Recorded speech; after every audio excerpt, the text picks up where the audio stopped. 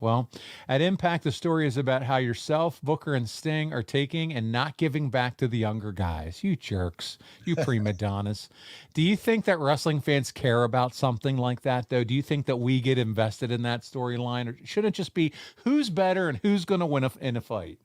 I think it's just who's better, who's going to win the fight. I Okay. don't think fans get that caught up in us not giving them opportunities. You know, it's just I think it's too complicated.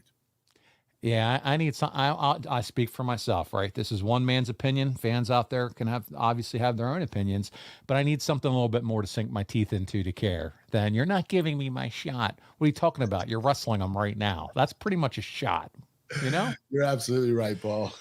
Okay, maybe I simplified it too much. Well, listen, you and Jeff have a promo how Jeff picked you to become the face of TNA while he had to step back, and he regrets it. And your retort is how you carried the company, and he never said thank you.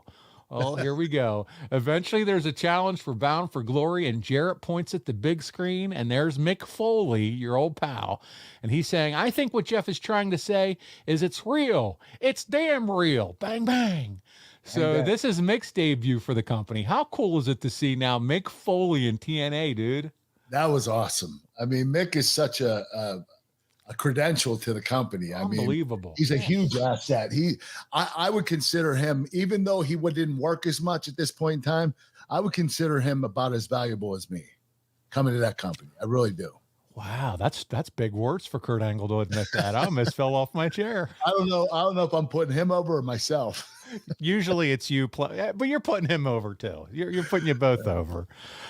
Listen, during this time, dude, you're on a press wave, and you're talking about how when your contract expires next year, you look at your options. Uh-oh, Kurt, here we go. Was that part of the storyline, or would you have gone back to WWE in 2009 if Vince picked up the phone?